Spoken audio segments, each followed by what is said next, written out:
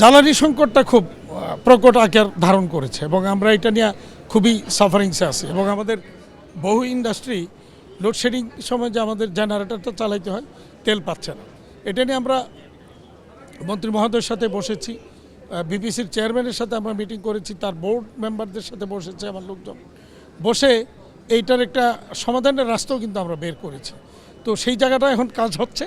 আমার মনে হয় আগামী 2-3 দিনের মধ্যে এই সংকটটা সমাধান হয়ে যাবে। আর ইতিমধ্যেই কিন্তু আমরা বিশালভাবে ক্ষতিগ্রস্ত হয়েছি, যে উৎপাদন যখন ব্যাহত হচ্ছে আলটিমেটলি আমার কিন্তু দুইটা সমস্যা হচ্ছে। একটা হচ্ছে, প্রথম হচ্ছে যে আমি লোডশেডিংয়ের সময় যদি আমি উৎপাদন করতে পারছি না, আমার 10 ঘন্টার মধ্যে 2 ঘন্টা যদি আমি লোডশেডিং হয় আর যদি উৎপাদন বন্ধ হয়, অর্থাৎ 20% আমার উৎপাদন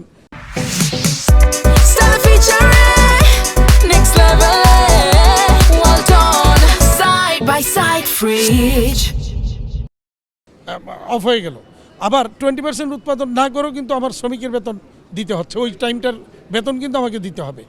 তৃতীয়ত হচ্ছে যে আমি যখন এইভাবে উৎপাদন বন্ধ হয়ে যখন আমার ডিলে হচ্ছে, প্রোডাকশান ডিলে হচ্ছে, আমি কিন্তু শিপমেন্ট টাইম ফেল করতেছি।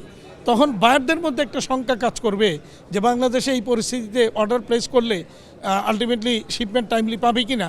এই শঙ্কার কারণে হয়তো দেখা যাবে যে তারা অর্ডার প্লেস কম করেছে, যেটা ইতিমধ্যেই আপনারা লক্ষ্য করেছেন যে অর্ডার প্লেসিং কিন্তু কমে গেছে। আমাদের কিন্তু কন্টিনিউয়াসলি কিন্তু মানে এক্সপোর্ট তো ডিক্লাইন করছেই, কিন্তু সামনের দিনগুলির জন্য যেভাবে আমরা প্রত্যাশা করছিলাম এই সংকটের কারণে সেই জায়গাটাও কিন্তু আমরা মানে আনতে পারিনি যে অর্ডার প্লেস হোক, আমরা শিপমেন্ট করব, এই নিশ্চয়তা আমরা দিতে পারিনি।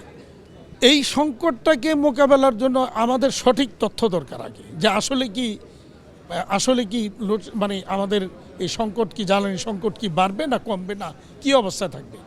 দ্বিতীয়ত আমরা বলছি সরকারকে বিকল্প ব্যবস্থা থেকে জ্বালানি, বিকল্প উৎস থেকে জ্বালানি আনার জন্য।